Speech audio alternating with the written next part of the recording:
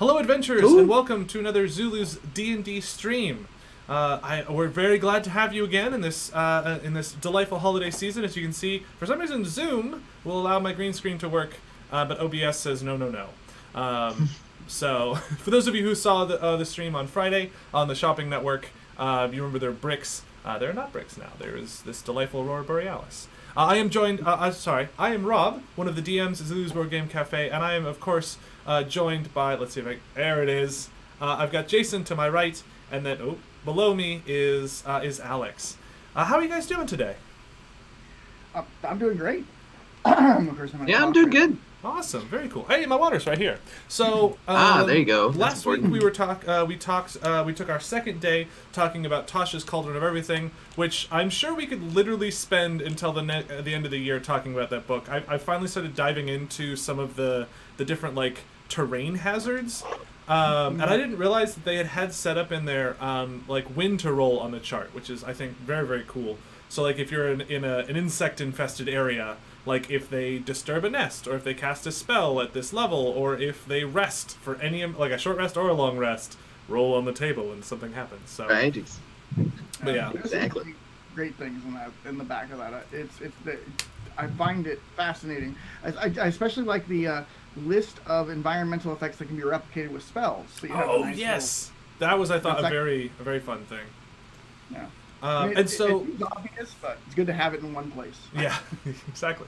Speaking of which, today's stream, which you would have, you can see on the name, is the DM Tools of the Trade. Now we've sort of talked about this before in different forms and iterations. But one of the things I think that we sort of take for granted is sort of what tools we have amassed over the years that we sort of keep at arm's length, that you can see just sort of out of screen that we have. So anytime you see your DM sort of do this number, or if they have a DM screen, sort of hide behind it. What is behind that DM screen?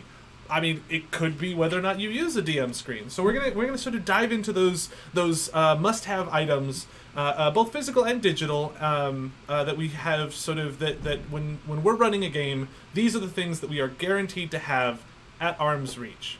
So I guess first question: who wants to talk about some of their bits and bobs, which I will be referring to. That's what I call those things. I have an unusual one. This is my preparing to write an adventure box. It's a giant thing here. What? I forgot I have it. I pull it out when I need an idea. Okay. So it involves a briefcase-y thing. It has a lot of things I use a lot, like post-it notes to put in your D&D books to mark where the creatures are that you're going to be using if you're using your books. Paper clips to add things to it. Like those are just my default. Lower, I'm going to pull out something that isn't a standard issue, but I use a lot. These. What are those? Story cubes. I did. So you've never used them. Okay. Yeah, let's learn about them. What are story cubes? Yes. So I've done it with players, and I've also done it like you're trying to figure out a backstory for something. These are dice that have little symbols on them that are subjective. So like a key or whatever, and you just pick like 3 at random or whatever, and you roll them. I'm gonna go ahead and put my camera to show this. This is gonna be kind of odd because the way I have it set up. But a little peek behind the scenes of what I'm gonna be running. Ooh. All right, and make sure everything's going well. All right, so like for instance, I mean typically it would be you'd have some idea like the adventurers have been resting. And you're kind of going to start a new adventure. Like I got a tent, a tree, and a footprint. I can't really make out what I did. Wow, yeah, that's actually incredibly evocative, because immediately I'm just like, oh, okay, like clearly there's going to be a path of something that leads to something else. Yeah, and like there's a bunch of dice, and we have all different symbols, and this is what comes. We actually have it at the shop right now. We have I want to be honest, I might have to pick that up, because that sounds... And I'm a seat of my pants kind of DM, so a lot of times I will go into most situations having no idea what's about to happen. So having these to just be like, we've stalled dice. Yep, exactly. When I play with young kids in person, if they don't know a background for their character, you can have them roll a couple dice and have them tell you a story about their character from what they roll. That's what Rory Story Cubes are supposed to be for. You roll the dice and then tell a story making a line. And so like I actually have some other specialty ones that I've used. But I use them quite a bit. I also keep index cards nearby. That's a huge one. But one of the other weird ones, I came across this. Don't ask me where I got it because I do not remember anymore. These are Halloween themed ones. So this one actually has natural hazards. That's awesome. So you can roll it for like, all right, something's gonna happen. I'm trying to remember what this one was supposed to be. No, like darkness, like a thing in the dark. Yeah, something in the dark, I guess. A pair of eyes. Yeah, and this is just something creepy happens, so an invisible something. Oh, is it someone's going invisible or someone? Person, invisible force. Yeah. There's equipment. There's. Is that on a D20? Yeah. Yeah, it's a D20 with a bunch of little symbols on it. Oh, that's awesome. Oh my gosh. Yeah. These are a lot of fun. I just remembered when you said keep it arm's length. I have that box, and I use it quite a bit actually. Like I said, I have a lot of different things. I have just those kind of things to help when you're first coming up with an idea for an adventure. That's always the hardest part. Jason, you disrespect your face. Yeah, I'm about to. There we go. But that's the hardest part. Is really, I think, coming up with that springboard. If you already have something, this will kind of add like, what is the background to this NPC that they just ran into, And you can roll like, he's from a small village, or whatever you got out of there, but he harbors a deep secret, whatever you feel like doing. So I mean, not everybody needs that, and you can just have a table too. But I kind of like you can get the same result and be completely different, because you just weren't feeling it. You're feeling a different way. When you I'm going to be honest. Those story dice, I'm going to buy a set of those story dice because, because even just from those 3 dice, those 3 things, tent, a tree, and a footprint, I'm immediately just like, oh, a thing. Yeah. That is really nice. Yeah, you go with like some kind of Bigfoot creature, or a ranger hiding in the woods, or a treant that is trying to lure you out of the forest, or footprints that go for a while and then just abruptly stop with no explanation. Always good. So yeah, I thought I had to bring that up because I was like, yeah, that's a good one. So anybody else have a good thing they wanted to share? I put my stuff away. Well, what else is in that box? Was that I think I might lift it up just to show. Yeah, right now I've kind of emptied it out because I've been putting stuff in different places. But I will flip my camera again. Get a better angle, so you can see I've decorated my box. This is the insert. I have like this one is it's a flight stand or slash has a lid, and I can put stuff I need in it, but I can also unscrew it and make a flight stand. These are honestly, having something to represent a miniature in the air is incredibly helpful. I have the Cube of Force. I wish my stuff was closer to me right now, but I have a Cube of Force that's just a 2-inch by 2-inch by 2-inch plastic cube with one side missing. And I will just set that on the table. Do you have your cube? Oh, no, I just have a dice cube. Oh, yeah, and just, honestly, just having something to represent a miniature airborne is so very, very helpful. Like, just something to show, like, because, honestly, even just putting a D6 under it to show that little extra elevation can be really helpful to just remind you that miniature is flying. Or that character, that whatever. Oh, there's more. Oh, my gosh, there's so many goodies in there. Oh, yeah. So there was an old 2nd edition thing called a Card Master thing, and you could draw from it, and it actually has the layouts of a dungeon where the doors would be and stuff. So you can kind of improv a little dungeon encounter with hallways, or there's a bed in the room. I don't use this one as much, but I keep it in just in case. Pathfinder made base cards, another good one for assigning to NPCs. So you can be like this, you can kind of show what somebody yes. like. Yeah, so you have like, this is the the prince that you're going to rescue, and it gives that kind of, and you can actually write on the back. They're blank, so I would put them in card protectors and then write on them with dry erase. Yeah. That's cool. So you can use them again later and just be like, yeah. And I've got other specialty. I started collecting the Rory Story cubes, so I've got like the Batman ones. You never know when you need Batman. Yeah. Right, exactly. And like I said, I have the tiny index cards that are useful for quick notes. Right. Oh man, that's so cool. This is one that I've used quite a bit. The Creative Whack Pack. It's hard to find anymore, but it's a deck of cards that's meant to like kind of be a creativity tool. You draw cards out of it, and kind of like has you approach a problem from a different. Like, I want them to get to the dragon, but what do I want in the way? And you kind of draw cards in it.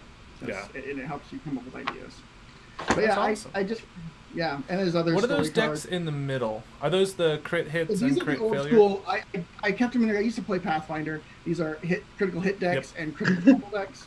I didn't use them much because I found they were way too horrible. They can get pretty things brutal. would happen and you just be like, oh, no. And then I don't know if I have anything in here right now. Or like you'd end up getting one of the ones where it's like you pop them in the mouth, and so now they have a 50% chance of spell failure, but they're a fighter, so you're like, well, that didn't do anything. Yeah, so that's my my DM prep box that I was using quite a bit. I'll just flip my camera back here. So that's your prep box. Do you have like a pile of things that you always have within arm's reach while you're playing the game? Yeah, I do have a lot. Because I'm at home, so I can go a little bit crazier. Let me see if I can. I'm gonna move my camera here. I can show. All right, let's see. I've got this here. Shift 2. And we've got this is my drawer set here. So I don't know how well I'm gonna show it, but I've got things in here. So I've got my large minis. Oh, you got the orca. Yeah, That's cool. We're lucky. Yeah, and it's just like giants and things, pop out. Things that are big and I kind of want to put away. I have the giant monster cards, Well, pad of paper. the giant monster cards. Always. Have a pad of super- paper within arm's reach at all times. That's an essential. Yep. All my pens, dry erase, or wet erase rather, and just pens. Also, I've been recently using this, but I've got up here a thing for organizing papers. And a quick shout out, one of the kids that I used to DM for, he took wood shop, so he made me a DM Oh, that is That so is cool. Awesome. holder. He cut it out and Oh, that's super dope. So you can just leave it right there and just be like, Yeah. I'm the DM. So like all around me, I kind of have a couple stashes. I have a box full of. I'm gonna go back here. I have a box full of character. All the since we personally run multiple games, I have a box that's divided up for each different group. I'm sure we all have something like that, so we can keep track of the kids. I don't have Miniatures. physical character sheets right now. Oh, like the miniatures. The miniatures and like anything like they're in. I should probably keep that. If they keep going to a same location, you kind of need the map or whatever slid in there or whatever you're using. Oh my gosh, I can definitely say that I do that as well.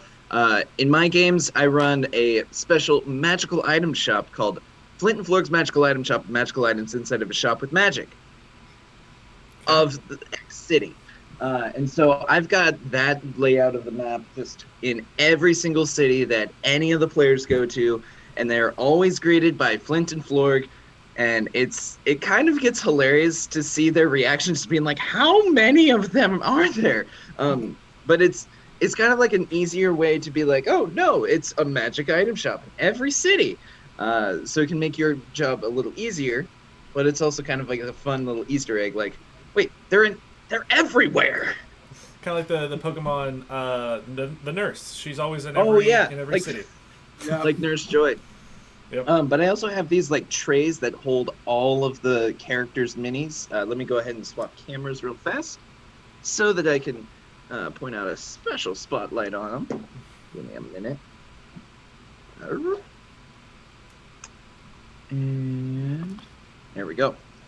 So I like to try and group them up, and so like this would be one group, whereas like this is another group right over here. This is a group of 4. This is a group of 5 right along here. And so that's a way for me to be able to keep track of like, oh, wait a second. Yes, this is your group. Oh, but you want to run into some other people. And so I'll be able to pull them off from the side and just be like, yes, you run into this person. Mm-hmm. So always having minis like on the side. It's always nice. My mini box. My setup is this bad boy. Yeah. That's one we got from somebody actually at Zulu's gave them to us and they weren't using them anymore. But these are 2 pieces that lock together. So I've got kind of tilted outside. As you can see, I have like bits of fabric because I use those sometimes for. Right now, I have a group inside of an undead purple worm that is a necromancer's lair, and so I've been using fabric. And delightful. Yeah, and it's recently become animated and is heading to their small hometown. They've got to try and stop it before it devours it. Oh, that's magic. What? That is, Jason, I tip my hat to you for that, sir. That's a delightful storyline. Yeah. Yeah, it was one of those, I wanted to do something different with a necromancer, and that just, struck me as amusing. Yeah. Plus, it's nice and gross, so it's good for kids. Right. So for my miniature case, I have one of the old Games Workshop ones with the 3 layers of little cutouts. And what I've ended up doing is my top layer is sort of my generic monsters. They're the ones that I end up using the most often. So I have a set of 8. Actually, I think I have 8 or 10. That's only 8 of them. 8 of these sort of guard minis. So they're humanoid. They have sword and shield, bow, and then spear, and then polearm. 2 of each. And so that's on the top. I have my skeletons, which end up getting used for a lot of things. Skeletons are very common. And then just my kind of handful of kind of go-to monsters. So I've got some ghosts. I've got some other things. There are a lot of times that top foam is generally the sort of monsters that read well on screen. It won't always necessarily be the same sort of the same stat block. But it'll be the same miniatures. Those humanoids that I have been used as guards, as bandits, as sailors, as every darn thing. And again, because we're on that sort of webcam, you can kind of get away with it. They will start recognizing them though, and start to hate them, which is funny. Oh yes, I've definitely gotten some characters that they're like, why are we running into this guy again? I'm like, because he's a recurrent character. Yeah. Our long lost twin brother. Yeah, that's it. That too. But then I also have the next sort of tray is my sort of more like hero style characters. So anyone that has kind of interesting looks or feels or that sort of thing to them, which is honestly that's actually what I pull my minis for the players out of. But then if I want to have a more sort of interesting looking character sort of hit the table. What I love about those is because they're very sort of they're visually much more interesting. They can kind of paint their own picture for them. So like the miniature will sort of denote what type of character they are. Which I find very, very helpful for like, I need an NPC. Well, I've got this mini, and this is who this mini is. And then below that is more of my animals and sort of the minis that need to get painted, but that I'll use sometimes because I don't have an overabundance of time for mini painting. Yeah, so like I said, I'm fairly organized. I try and be. So here's another view. Oh my goodness! It's like literally, I'm just right here. So as you can see, I have a lot of Plano boxes. I actually have them labeled, so you can't read them from there. But like things like I have like martial, and then I list which weapons they're armed with, because if I need a sword fighter, I can kind of dig in there. Ones that are in plate mail, so they tend to be knights and stuff. I actually have them in separate things, like just elves, just dwarves in separate, like little smaller cases. And then I have them grouped by like type of monster. So I have like undead, physical, and corporeal, because incorporeal. Yeah, there we go. I can say it. And of course a lot of D&D books there. Because you need those at arm's length all the time. I love D&D Beyond. I think it is a very good resource, but I will always try to keep my core books, the Player's Handbook, the Dungeon Master's Guidebook, and the Monster Manual within arm's reach. Or at least in the same room with me, because there's so many situations where like I know Jason, you use your tabs, which is probably the smarter way of doing it, but the whole like grab the book and flop it open thing, just like to a general area, because in my head I sort of know where in the book I can find a thing, and I can sort of flip beyond that. When sometimes like I'm like I don't know how exactly to look that up in the search bar. But so I like to use the good old Google. Yeah, right. So Alex, what kind of tools and things do you have that you always keep within arm's reach of you? Oh, just minis everywhere. So there's a part of me that's really happy that we use like web cameras, so then we can like literally point out and just be like, this is exactly what you're seeing, because the rest of the table looks like a complete mess. because it's just like covered with minis. Oh yeah. I have a sort of crazy mentality for like organization. Like I'm not nearly as organized as Jason, where I have labels for everything, but I have a general idea of like, Yeah. oh wait, I've got buildings over there. And so if anyone else were trying to like step in for me if I called out sick, they would have no clue on Yeah. where anything is. Yeah. But yeah, that's essentially like where I'm like, oh, no, we are pointing at a certain spot, at a specific spot for a reason. Yep. Yeah, you can see behind me is beautiful. In front of me, it's chaos. Right, exactly. To my sides, it's complete madness. Like the other thing I keep on me that I think is for me is super important is I have a side table, like a little coffee table, Yes. that I can put the stuff that I can make sure cannot be seen accidentally with the cameras, because Yes. that way you know at least having it somewhere where you want access to it, but you want to make sure the kids don't see it. You need that hidden area for you.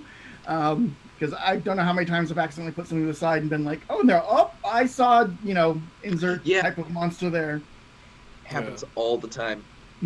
Where I'm and sometimes like you'll want to subtly put a mini out there, and then when the kid notices, you're like, yes, it is that you.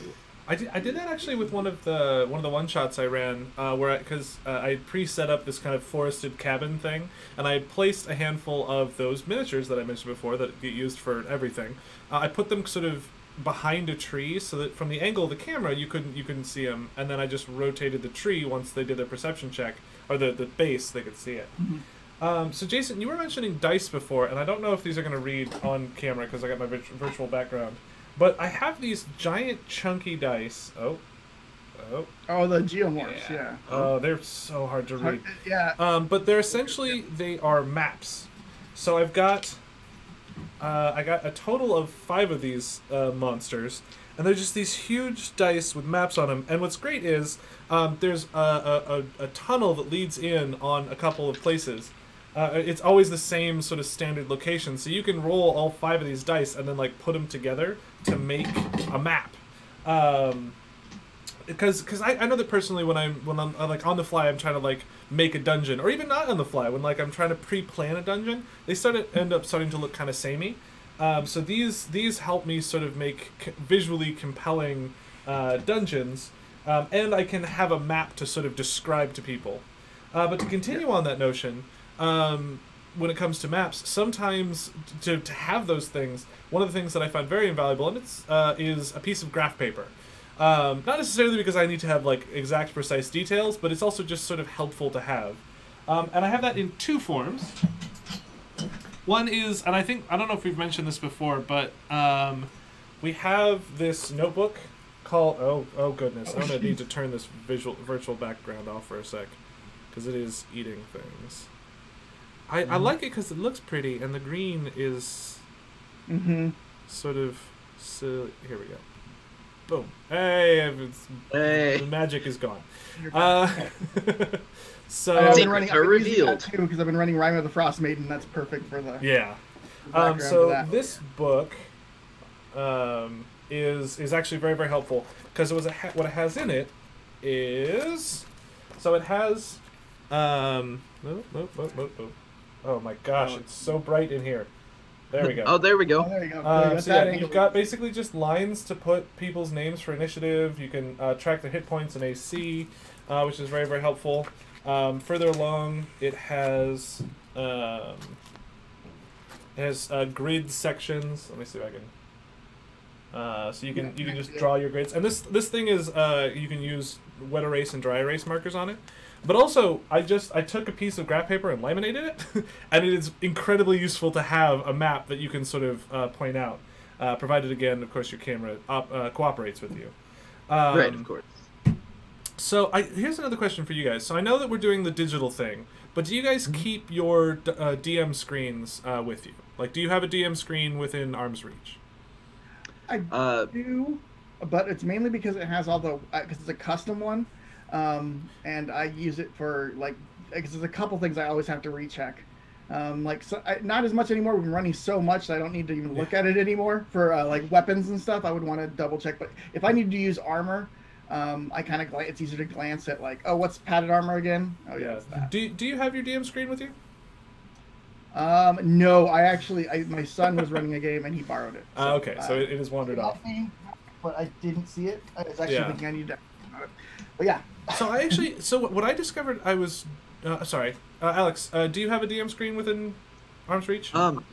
No, I do not have. Well, I have one at my house somewhere, but I do not actually use the DM screen, just because I really do use the tool of Google a lot, where I'm like, Yeah. oh shoot, chainmail armor. But then also there's a lot of points where I'm like, wait, no, I know chainmail armor. I've been running since March. Yeah. So I should know about this. Yeah. So I found there's. it. He did put it back. Oh, nice. There you go. I didn't expect it to actually be put back in the correct next to the DVD books. Yeah. I was So, looking everywhere else. so what do you? But What yeah, do when you have everything on your labeled. DM screen? So this one, I got this one. I like it because it folds out. You know, it's landscape. Is that your and side not- or the player side? This is the player side. Oh, okay. So on the player side, it has all the what you need for each level, what the bonuses you get. It's stuff that I tend to remember, what players tend to forget, like all the different actions. I can kind of. Yeah. But anyways, what you get, what proficiency with armors does, because that's an easy. It's just the stuff that can kind of glance, like what difficult terrain does, and that all the stuff moving from prone, magic stuff.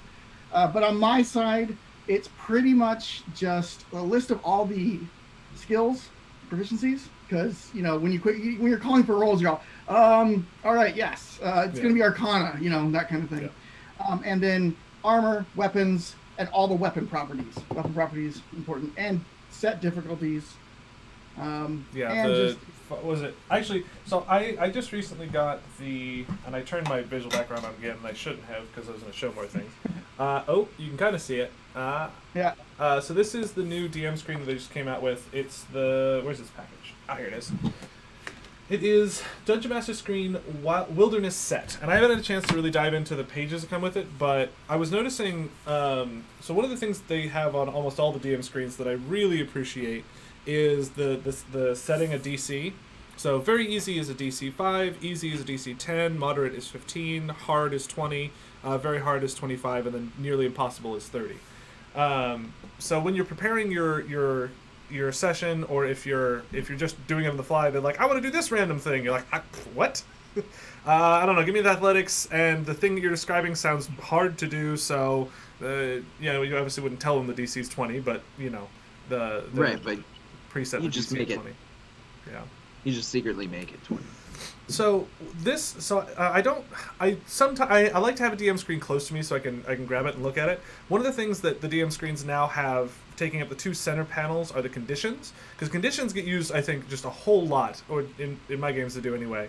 But what I also ended up grabbing, because I liked them, and I keep popping out of frame, which I'm sure is great TV. So the Deck of Many is they have these big old tarot cards. Oh gosh, we'll just put them in front of me and then it'll be fine. So they have these big old tarot cards, and what's fun is these are all the conditions you'll run into. So I don't know how many sessions I have just had this sort of in my hand while I'm playing, just because like in combat, if they're dealing with things like being grappled, let's see if I I've angered the machine. Oh no. So it has, it just has all the things, and so I can just think to myself, all right, prone says, but yeah, so this stack of cards is almost always with me. If it's not in my bag at my feet, then it's on the table where I can reach it. That is probably one of my most used tools, is just having the reference cards with all the conditions. And it's a nice fun thing to sort of play with as you're running a game. Make noise in the background to distract. That's rather. I have my my GM material. I actually, so I keep this one, but I have I have my own custom cards for the condition. Very fun. That I made. So I kind of have, but they can be pulled out because they're there's some, and then whatever monsters I tend to use mainly when I was playing in person, I'd have them in here from the thing that were set up for the adventure. Yeah. As you can see, I got and pictures of things that I wanted to flash back before we were using it all online. It's way easier to do rather than and I have like a lot of I'll have like spreadsheets of the monsters that are going to be constantly used for the adventure. Yeah. But that was, I don't use that typically now, just because whipping out a book that I just tend not to use it. So it's would got you useful say? stuff in it, but So how many of the things that you normally do when in in-person games that you would have physically with you, how much of those have transitioned to sort of digital things? So my big ones. So I like to use tokens. Alex has seen because he's played in my games, but I have like poker chips that I have actual like spell slots. Or for the kids, I would use Scrabble tiles, and I would kind of make them. I have them. Oh, actually, wait. Knock stuff down. This is actually for a game that's somewhat ongoing, but we haven't played in a little while. But I make, like little poker chips that say what the abilities are, and so that you can forfeit their stuff in the middle. Like, and here's like a spell slot that I did. Yeah. First level Eldritch Knight spell slot, just because more custom you get, better. And so I like having physical objects. It helps people remember. Even if you're using pennies or beads or something, it can be very helpful. Yes, put that down, so I'll do that here. But yeah. So I've also been kind of developing something like that, or something along those lines. I was just preparing it. That's why I turned off my camera real fast. So I have a new heads-up display for what the players will be able to see. So I'll go ahead and show that real fast. Because I've been adding fun little pictures. So right now, what you see over there, that's the main camera. Up top is if I'm deciding to stand, you see me in the tiny corner, and below me is the Zulu's logo, right? Well, right now the adventurers are in the city. So instead of being at Zulu's Board Game Cafe, they're in the city, right below. So it gives a little bit of a different feel. And then if they need to talk to a specific person, well, bam! They're talking to a specific person. That's a useful thing with OBS. I haven't really messed with the picture thing, although I should.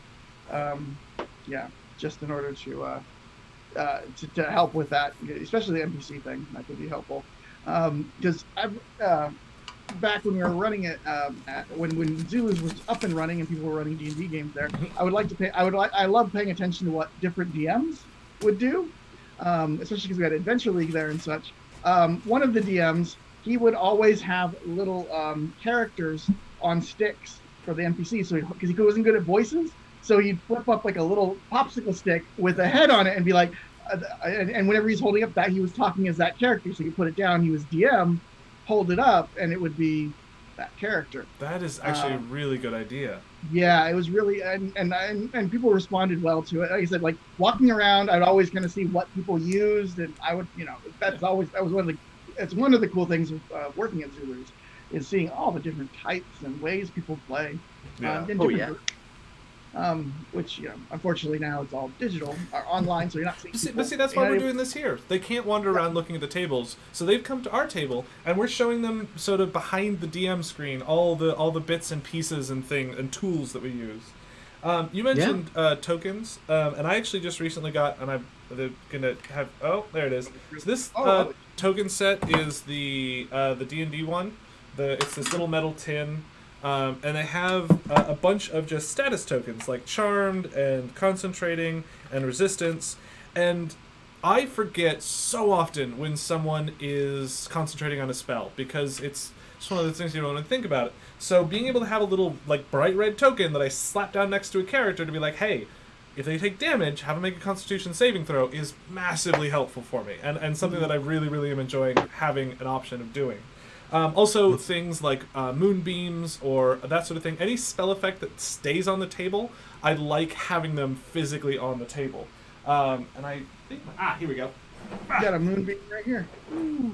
Ooh, look at that. Oh, yeah, you got your spell effects tokens. Yeah, they're from Arknight. And it's got things like, Wall of Fire and stuff that you can throw out there. Oh, right, my fires are gone. So, along those kind of similar lines, I have a series of these little flames, because things inevitably will get caught on fire in D&D. And having this is very, very helpful, because then I can remember, oh right, it's on fire. So putting this on the table is fun, and what's even more fun about this particular set is once they have neglected that fire for long enough, I have a bigger one. So it goes from a manageable fire to, oh goodness, that's going to be property damage. And what's fun is they're also, on the other side, green, which means they'll disappear in the green screen. You got a magic trick you can do right now. Yeah. You just... So I actually, I have this, I always have this nearby me. It's, oh my, I really need to just turn my virtual screen off. I have this Rob, basically speaking this. of fire, Oh, I just yeah. lit a forest on fire. Yeah, exactly. And so, down below, I've got a little tiny picture of a forest. I look So- extremely tiny. Yeah, so those fires are actually ones that I made. They're paper. Yeah. They're literal printouts, folded, put out there. It's super easy to do. Yeah. If you know, And I think it really helps, like, the players sort of be like, the things are on fire. Yeah. Like that, and it Oh helps my you gosh. as a DM remember it's on fire. Mm-hmm. Well, you I can also had- build more tension too. Yeah. I actually had one kid where he they were on a pirate ship, and he literally lit the boat on fire, but then he walked away. So he just lit a room on fire. And then he decided to be like, oh, you know what? Maybe I should check in on that. And then the entire boat was on fire, and everyone was cracking up because I had so many of these paper cutouts just everywhere. Yeah, I have so much. I have the same flames as you, Rob, so we can show them off the green. Yeah. You can see the green. Those are so helpful. Well, and speaking of like hiding things and stuff, so and actually I had a conversation with a guy in the Azulus the other day. Well, several months ago, and he's getting started, and I was talking about like I was running some different stuff, and he asked me about maps. And one of the things that I like to do is I got the sort of set of maps. They're like poster maps. I took those guys, but I discovered with a surreptitious use of like this is a little flat tree thing, you can cover up details on the map so that you can change the overall feel of it. I have another map that I use a lot. That is essentially it's a river in the middle, and then on both sides there's this sort of town with a bridge crossing it. What I discovered is if you take that map and fold it in half, it's now a small encampment at the side of a lake with a dock that goes out into the water. So I think like you can really get creative with the sort of maps that you have. And that sort of thing. Like we noticed that if there is a treasure pile or a body printed on a map, well, it might just be sort of a flavor detail. Kids will notice that. They will 100% notice that. And so having little things like these sort of trees that I can just slap down so that I don't have to worry about them. I've got. Here's another one that's super handy. It's anyone can get them. This is a box of rocks. Man, it makes difficult terrain. You just throw it. You got literal scatter terrain if you just throw it. I've got a bunch of also these types of things. These little gemstone. The little flat beads. If you put them out, they make a good frozen lake. Oh yeah. All together. They actually look really. I have a bunch of like sea glass, and so that put out really looks like a frozen lake. Yeah. But I'm running right in Frostmaiden, so I actually separated out white rocks so I could make it like Snowy fun. Oh, what do you got? I actually just got like a whole bunch of, per suggestion by you, Jason, I got a whole bunch of this like stuffing, so then I can literally just toss it around. I'm gonna switch my camera real fast because this is kind of funny. For that same group that lit the boat on fire, they also summoned a snowstorm, so I just kept like throwing snowballs, just giant chunks of snow at them, and just throwing giant chunks of snow. It made it like extremely difficult for them to see, but I also was like, aha, there you go. Or it can be a nice fog cloud as well. Oh yeah. Look at that heavy, snow. dense fog. Oh yeah, fog. It could be clouds. I've done air elemental, like the elemental plane of air. You can use those as clouds. Like I had a map that was snow, but it looked from a distance like you're up in the clouds. Yeah. And so I used smaller mountains, like this thing, just like they were poking out like mountaintops, and then put the clouds around them. And so they were stuck on the mountaintops, having to try and like use Do stuff spells without and falling stuff. off them. Nice, yeah. But a simple-ish is let me get my camera here. See, I've got a big old toy as a stash. But if you notice the ground, it's snow. Rime of the Frostmaiden. This is just felt. This is white felt. I've actually invested in a couple of different white felts. So like here you go. If I need to do a beach, I've got it's kind of a sandy color. I've got green. I've got dark brown for the top of a mountain. I can also stick stuff under felt to make it a hill. Which I haven't done. You know, you can kind of look. We forgot you could do that. Yeah, you can do all sorts of stuff like that with felt or fabric. Like I said, I got this is old Mage Knight stuff with some minis next to it. But yeah, getting ready to raid the castle. So I actually so after you told me about that, I definitely I went to Joann's to grab the stuffing, and I also did grab some fabric so I could just lay it out. It seems pretty successful, but unfortunately we were in the middle of combat, or at least they went directly into combat, so I'm like, I need a tape measure. So that's also something else. If you don't have 1-inch squares, a tape measure works. Also, templates I think would work very well. For the most part, most things in D&D are going to work either in 15, 30, 60, or 90-foot increments. So if you have just a 3-inch, 3-inch, 6-inch, 6 inches is going to be used for so much things, because most creatures have a 30-foot movement. 30 feet is going to be each 1-inch square is, what is that? Each 1-inch square is 5 feet. 5 feet. My brain turned off for a second. Yeah. Yeah. So we have these little tiles that got donated to us. So each of them, they're 3 by 3. So it's 15 by 15. So this is perfect to represent a thunder wave. yeah, I have them. I'm looking around. I've been looking around. I set them somewhere, but I have square dowels, and I've cut them down to 6-inch increments, so I can just put them in front of the characters when I'm not running. So and actually have it painted so it shows short and long range with a dagger. I can put it down and they can see. Yeah, that just I don't know. I set them down and they are not near me. I'm going to need them, but you know. I have there are the boxes of dungeon tiles. In dungeon tiles, a lot of times they will have these. So this is a 2-inch by 2-inch. It's a tree on one side, and then an explosion on the other. Yes. I love these, and I've collected a handful of them. So I have these. So photograph boxes. So this is designed to put photographs in. They're pretty skinny. They seal up. As you can see, this is my extras and other bin. But I also have an urban bin and a forest bin. I think the other one is. I don't know what the other one is. Oh, it's my dungeon. So you have buildings. The upper floors, so they're just so nice to just have these little tiles, because I can take either just a rollout grid and then slap these on, and it'll add a lot as far as if I'm like, oh, I need a pile of junk, boom, pile of junk, table and chairs, done, table and chairs. Or if I have something that I want to cover up, I've got this little 2x2 thingy, just slap that on there. And they got all kinds of different sort of size and shape things. And so these things combined with any sort of grid map, I can completely change the look and feel of that map just by slapping a couple things down. To continue on that notion, oh gosh, I have been collecting over the years a handful of, again, that bits and bobs thing. Oh, I have to open it. I don't want to dump it all over. But a little bit of set dressing can go a long ways. And so I have in here, I have just barrels. Barrels are awesome for giving the feel of an industrial thing.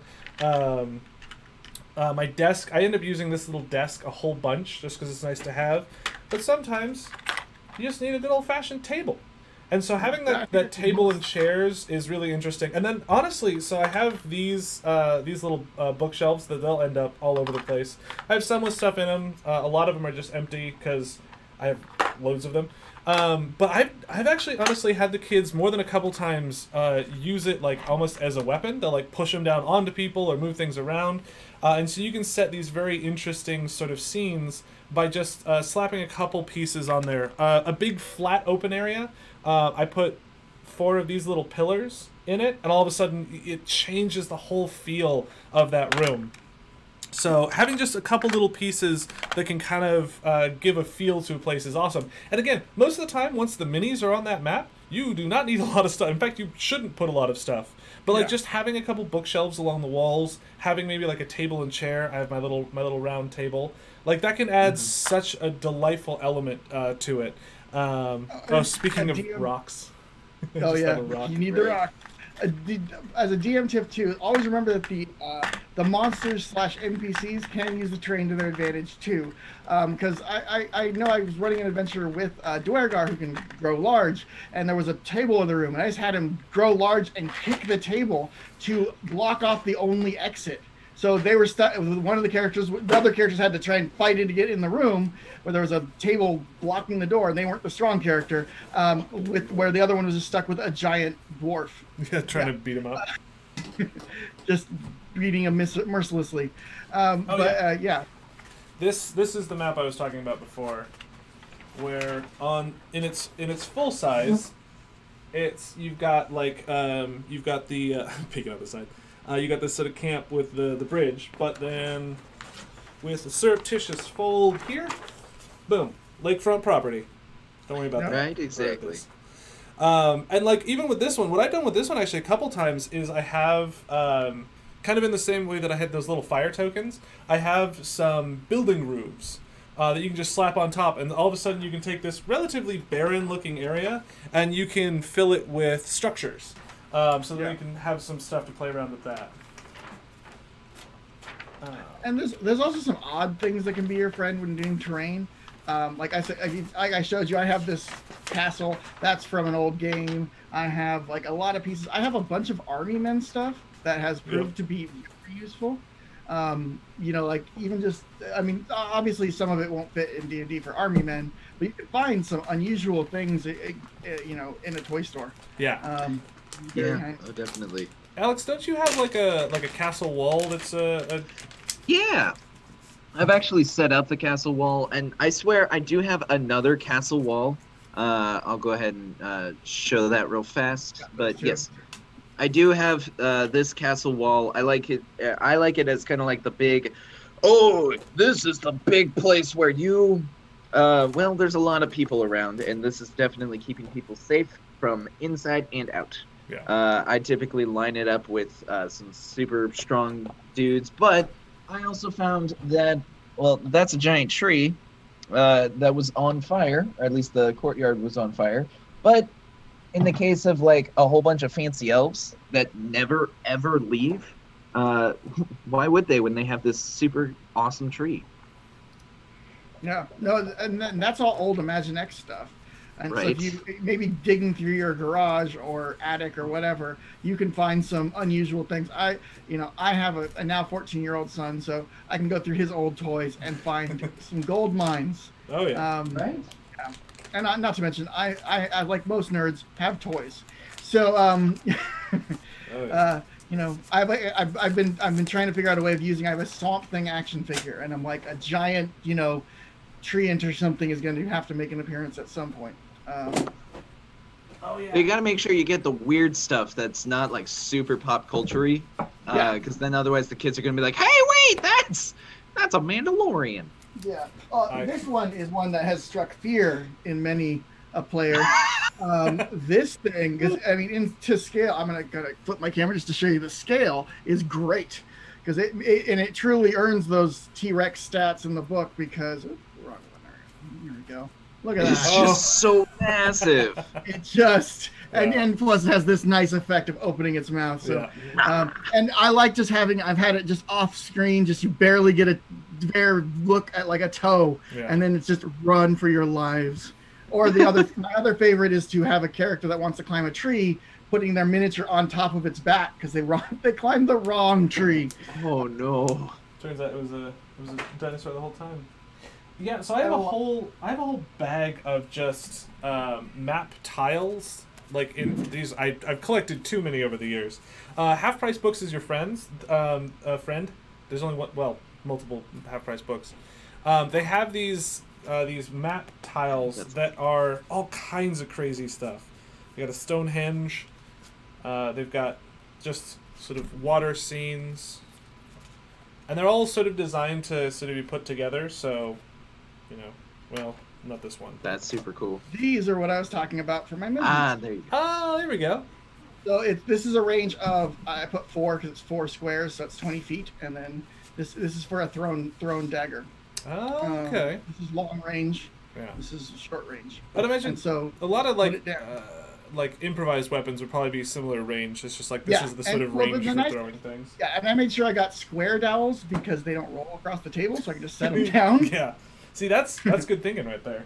Yeah. What else do I have in my bag? I tried doing a longbow one, but the range on the long range of a longbow is insane. You just pretty much go anywhere on the table. Yeah. On the site. There you go. As I That's don't think I pretty can crazy. build a map long enough to encompass. Yeah, 220 feet. Yeah. I also was realizing how long like range was because I had a warlock that was like just literally shooting the Eldritch Blast, and thankfully he didn't have the Eldritch Spear, so his range was 300 feet, but 120 feet is still really, really far away. And they don't get any like distance penalties. 'Cause Right? it's just all considered one range, so it's like, oh boy, you can, if you really want to, you can just hang out 120 feet back from the action and just ding, ding, ding. You know, that's Which was kind of what was happening. He was like, yeah, there's like a fighter and a paladin that are beating some guys that are way over there. I'm just gonna stand over here. yeah. Sorry, just noticing them. Right, exactly. As I'm looking around, what other things? So this This was something else I used to use in person. Oh, good. I was gonna say this map here, which fills the entire screen. Oh, there we go. It's got the grass on one side. It's got trouble on the other. It's got bricks on the other. This one is 25 feet. 25 squares at its longest. What is that? It's 25 and 5. 225? That is 125. It's Is it? 225. Oh yeah, no wait, 225? No, I said 125. 125. Oh, Yeah. 125. I bet. So this map in total, which you saw how big it was there, is 125 feet from one side to the other. More often than not, you'll have the action generally in the middle, which means you're only going to be at about 50 to 75 feet for conventional ranges. Now, that's sure that it's difficult for someone who only has a 30-foot movement to cover that distance, even with a double move, but some of those ranged weapons are just reach out and touch right. people. That's what. Yeah. There's an ocean. Oh, Oh nice. yeah, that's good. So in case One of you the other have things I used to any- use in person was, of course, item cards. Oh, But yes. like I made my own. If you look, I'm gonna actually. Anyways, so on it says vial of glowing liquid, a glass container holding a brightly. So, but on the other side, because I would play in person with kids, you flip it, and if they were able to decipher what it was, or you would have the actual answer, which is it's a potion of levitation. That's cool. Oh, that is a lot of That fun. was it was really good with the kids, you know, because I like giving out potions, but it was funny how many, if they have a physical object in front of them they look at, there is no way they're not trying to figure out what in the hell that is. Oh, yeah. Right, exactly. So yeah, I would do that, and I'd have rings. I have one side would say just it was a ring, and the other side would be like it's a ring of Yeah. protection. That's a fun way of doing it too. Yeah, I Good use have the reference stuff. I have a lot of like just tables and charts with me, like basically at all times. So and I've shown this before, but I will always bring it up. This book has so many tables that I use all of the time, and it also has a map in it right now for some reason. That's cool. Very yeah, right. convenient. So Probably the because map you've been looking for. one of the most common things I run into is kids and adults to a great extent. They want to look through things pockets, and I find often that I don't want it to just be like nothing in there. Like I'm like that people have things in their pockets, and all sort of yada yada in a way. A lot of times with you don't find anything of use or value, but this thing has this delightful sort of chart. That is just pocket filler. Literally, it is pocket filler. The player's handbook also has a chart. It's called trinkets, and it's in the end of the equipment section. It's literally 100 items that are just items. So if you don't necessarily want to use this guy for pocket filler, I think that is such an amazing tool to just be like, yeah, we're gonna add some more stuff there to make it more interesting. if we're showing off some other maps, Yeah. I actually do have. So I have yeah. built out of Warlock tiles just a small building, but this is the glorious Flint and Florg's magical item shop that is in every single Yeah. city. Of course, during the sessions, I always am saying the entire full name, but sometimes I want to shorthand it to. It's just the magic item shop. Yeah. But for consistency's sake, I always make sure that if it's a location, I know the location and I say the whole name every single time. Yeah. Yeah, that's cool. Yeah, no, the Warlock tiles are another good one in terms of like having a good thing on hand. They are incredibly like stays together. visually. They're very compelling. Like I ran a one shot Saturday.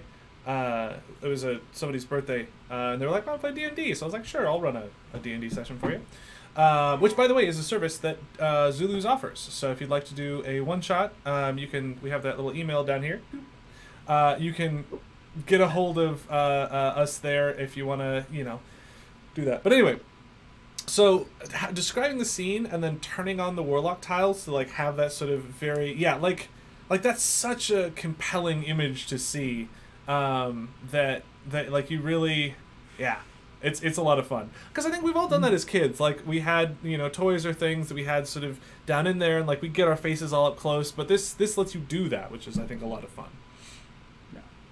Oh yeah. So, and again, Warlock tiles are not necessarily the cheapest things, but just having something that you can do to sort of be able to build that map and get that visual representation.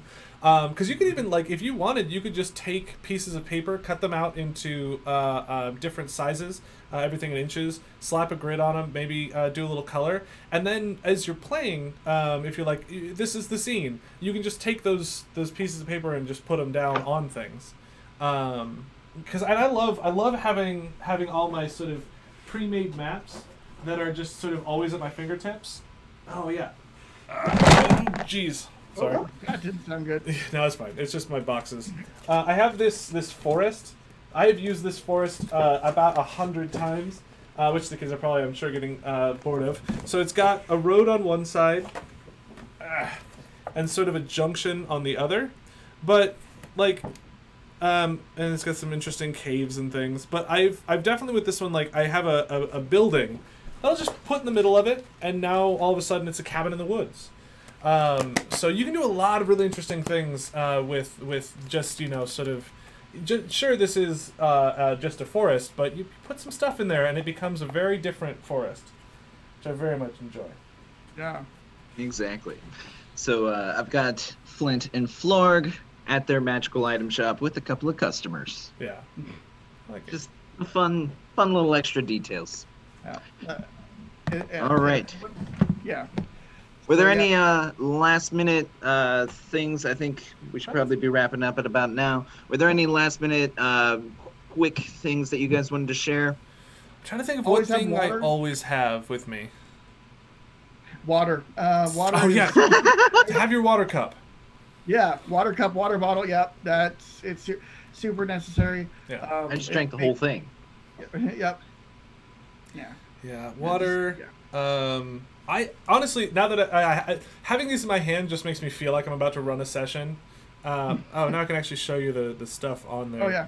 Prone, and I just because they're just and it's a fun just kind of reminder like, hey, you can use poison, you can use charm abilities. Like these are things that you can do. If you want to be very rude, there's the whole exhaustion. Oh my gosh. Chart.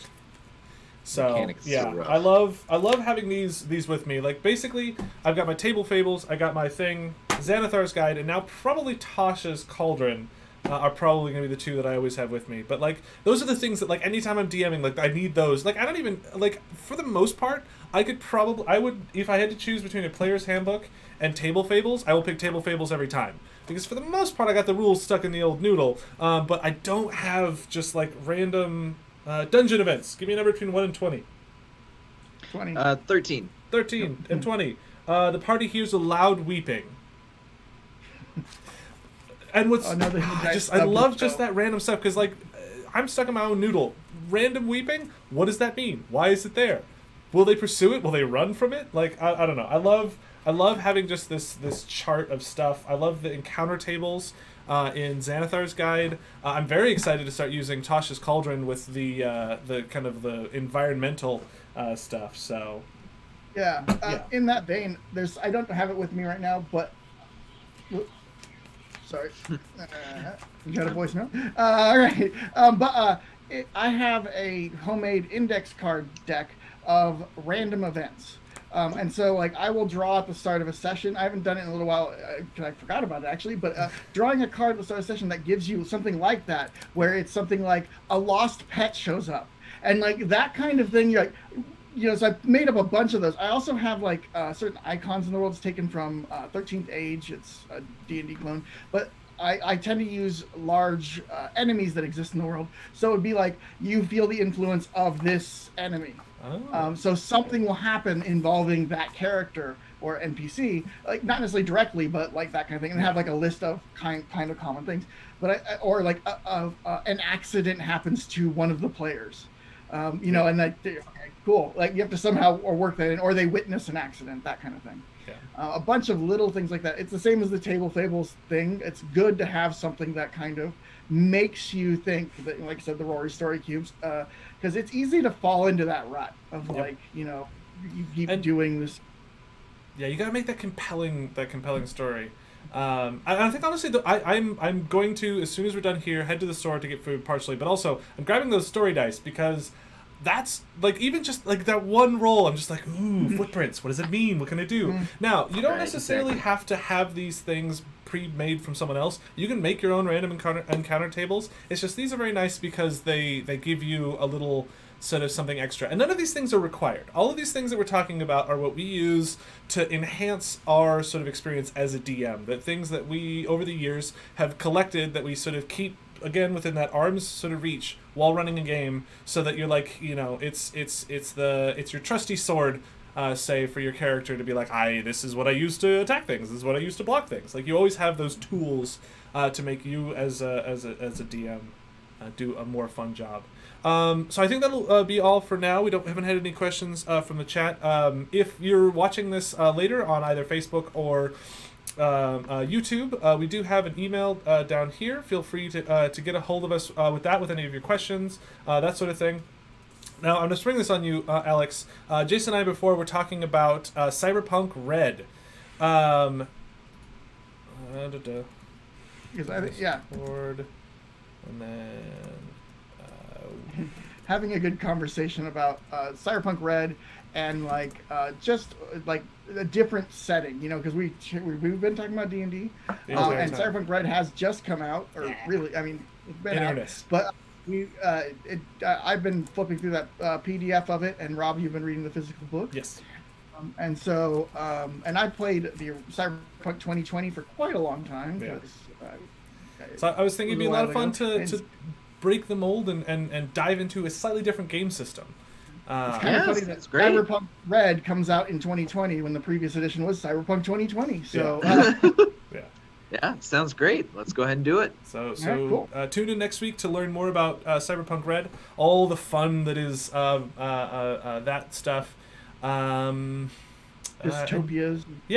So in the chat I have put a link to the Discord if you feel like chatting with people. Also, you can always go to Zulu's Games. That's going to be the website. If you go to community there's also that Discord channel. There's the YouTube channel. You know, don't just because we have to isolate doesn't mean that we're not connected with each other. And you should recommend. I'm stealing this from another thing. You should recommend D&D, and more specifically this show, to a friend of yours that has a cat. So if you have a friend that has a cat that has not watched this, you know, tell them about it. Let them know. Be like, hey, I know these crazy cats. That wasn't on purpose. That's just the word I use because apparently I'm from the 50s. But yeah, so on that strange note, have yourself a lovely time. Stay safe out there, and we will see you next week. Bye. Bye, everyone. Bye.